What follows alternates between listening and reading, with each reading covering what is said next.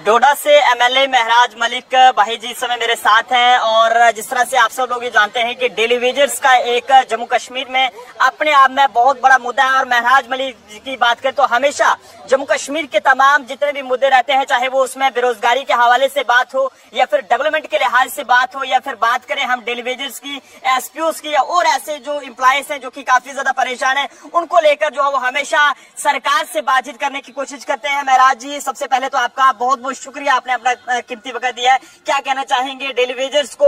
आपसे बहुत उम्मीदें हैं कि आप जो है वो उनके मुद्दे को, क्योंकि आप एक बहुत गरीब परिवार से ताल्लुक रखते हैं और उन्हें आपसे बहुत उम्मीदें हैं कि आप उनके दर्द को समझेंगे और असेंबली में जाकर उनका मुद्दा उछालेंगे, ताकि एक तो उनकी जो पेंडिंग वेजेस है वो भी उन्हें मिल सके और दूसरा जो रेगुलाइज की उनकी मांग है वो भी पूरी हो सके। देखिए, पिछले 10 सालों में मैंने देखा है लोग अपने घरों से आते थे, सड़कों पे प्रोटेस्ट करते थे, उम्मीद थी कि भाजपा की सरकार हमारा उजाला करेगी। लेकिन अब आपको फिक्र करने की जरूरत नहीं है, किसी को भी फिक्र करने की जरूरत नहीं है।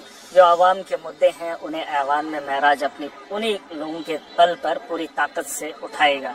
किसी को सड़कों पे आने की जरूरत नहीं है, प्रोटेस्ट करने की जरूरत नहीं है, क्योंकि यहाँ पे प्रोटेस्ट करने के बाद भी वो अपनी आवाज को बुलंद करते थे, लेकिन पार्लियामेंट में या असेंबली में उनकी आवाज को उठाने वाला कोई नहीं होता था।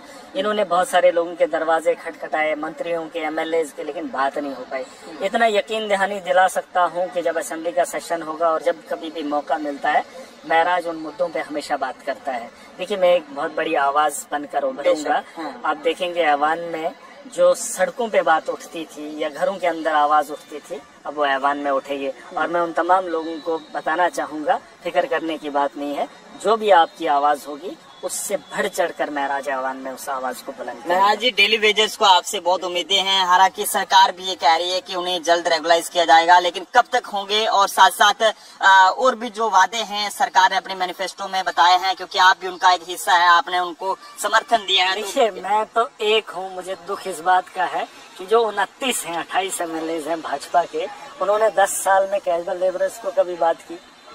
मुझे तो शर्म आती है उन लोगों पर जो बीजेपी का समर्थन करने के बावजूद भी उम्मीद रखते हैं सरकार से। भाई, आप उन लोगों से भी कोई मुंह तो खुलवाओ, कोई उनका एक नेता तो बोले कि कैजुअल लेबरर्स को परमानेंट करना चाहिए। मुंह खोलने में क्या दिक्कत है? जब जय श्री राम के नारे असेंबली में लगाए जा सकते हैं, उनका जवाब दिलाने के लिए सड़कों पे लोगों को इकट्ठा किया जा सकता है, क्या इनके जुबान से एक बार भी ऐसी बात नहीं उगलेगी कि कैजुअल लेबरर्स को परमानेंट करो? मुझे शर्म आती है वैसे लोगों पे। महराज तो बात करेगा। देखिए, जम्मू कश्मीर का बेड़ा हमने उठाया है।